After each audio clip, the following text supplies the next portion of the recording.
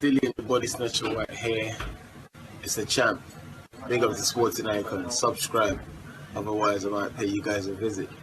Right, so the weigh-in results for Dillian Whyte and Alexander Povetkin, and what could it potentially mean? Now, of course, Dillian Whyte, 247 pounds, Alexander Povetkin, 228 pounds. Alexander Povetkin is 4 pounds heavier than what he was last time he fought Dillian, and Dillian is 5 pounds lighter than what he was when he fought Povetkin last time out. Can we read too much into that? Not really. It's only a couple of pounds here and there. But Dillian Whyte, he would normally come into the ring at 250 odd pound.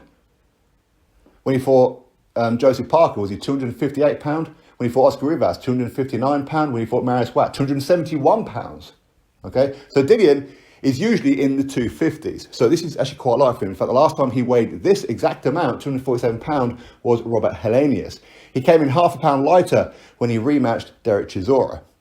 With Alexander Povetkin, 228 pound, that's a little bit heavy for what he would normally come in at. He would normally come in at 222, 223. Last time he weighed this kind of weight was when he fought Michael Hunter. And that was quite heavy for Povetkin at that time.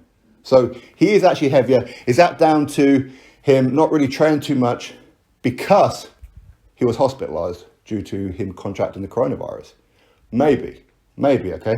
But there's quite a few ways of looking at it. For me, the weight doesn't make too much difference. It really doesn't. Again, we can look at him physically. Dillian Whyte, he looked fantastic, didn't he?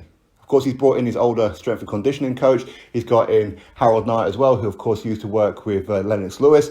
Alexander Povetkin, he looked a little bit flabby around the gut. But again, Povetkin, he's been around the game. He knows what to do.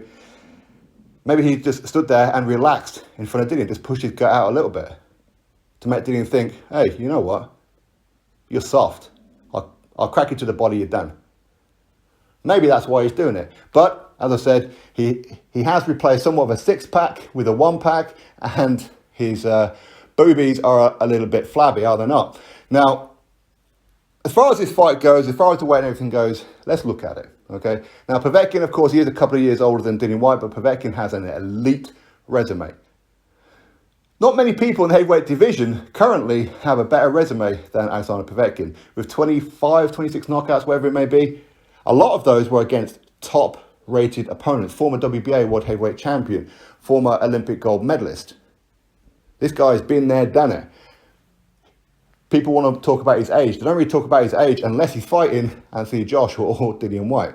I don't know why that is, but with these guys, it seems to be age is a bit of a special issue, right? But he's had so many fights. Doesn't matter where he is in the fight, losing, getting bounced around, which doesn't really happen, to be honest with you. How many times do you see Alexander Povetkin actually hitting the deck? You don't really see it, do you? In fact, he's only ever been stopped once. That was against Anthony Joshua. His other loss, of course, against Vladimir Klitschko, where Klitschko was getting headlocks, arm locks, throwing them around, swinging them around. Klitschko was very, very lucky not to get disqualified that night in Russia. Was he not? But Alexander Povetkin has been there, done it. He didn't even have to think about what it is that he's doing. He sees an opening, his hands will follow without giving it too much thought. Dillian Whyte has had 36 fights, amateur and pro combined. 36 fights. Think about that. Find me somebody else out there with 36 fights, amateur and pro combined, who has a resume like Dillian Whyte. Find me one. I bet you can't. I bet you really, really can't. Former British heavyweight champion, former WBO international, former WBC silver, former WBC interim world heavyweight champion, which is champion in recess, isn't it? Former mandatory challenger to currently Tyson Fury, which is why this fight is very, very important, because the winner not only becomes the interim champion, of course Povetkin is currently holding that belt now, but the mandatory challenger to take on current WBC full champion in Tyson Fury. If Tyson Fury was to suddenly retire right now, well, the winner of this fight will be elevated to full WBC champion. That's what interim status means. Very, very important fight. Very, very important. Of course, I know Dillian, speak to him quite a lot. Not as much lately, to be honest, but he's a real nice, humble guy. But let's go back to the point. 36 fights, amateur and pro. And people have the nerve, the sheer audacity to criticize a man who's had 36 fights, amateur and pro. He only had 7 amateur fights. 7. His learning has been in the professional game. Joseph Parker on his resume. Derek Chisora twice on his resume. The Robert Helenius win looks pretty good now, doesn't it? Oscar Rivas. He's been in there with, of course, Alexander Povetkin last time. He's been in there with Anthony Joshua. Undefeated at the time, Lucas Brown. A lot of people were picking Lucas Brown to land a big punch on Dillian Whyte. Suddenly, Lucas Brown, who didn't turn up in the best condition, Dillian Whyte knocked him out. Oh, he's a bum. Straight away, just like that. Okay? Anyway, it is what it is. For me, the weight, does it make too much difference? Maybe.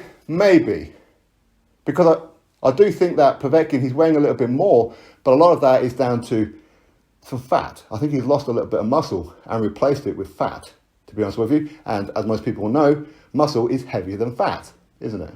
So how much fat has he actually put on? I don't know. With Dillian Whyte, he looked in really good condition. With his new or older strength and conditioning coach back on board again, has that helped?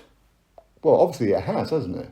Certainly as far as the weight is concerned, the fact that he's brought in Harold Knight, Lennox Lewis's trainer, for a long time alongside Manny Stewart. I don't care how Dillian Whyte gets to win, as long as he gets to win. Be the biggest stinker fight I've ever seen in my life. A fight that I would never ever want to watch again, for love nor money. As long as he gets his hand raised, that's all I care about. Ideally, I'd love Dillian Whyte to go out there and just throw the first punch he throws, knocks Povetkin clean out. Great. For me, it's well worth the pay-per-view. Okay, is what it is. By the way, the undercard is looking pretty good as well, is it not? But Dillian looks pretty good. But looks doesn't mean anything in the ring. We see that. Too many people put an emphasis on how a fighter looks. Don't think it really matters. I really don't. Both of these guys can end each other. Both of these guys can win on points. I'm really looking forward to this fight. I really am. I'm going to be very nervous, of course, as always. Anyway, drop your thoughts below. Click thumbs up, subscribe. Catch you on the next video.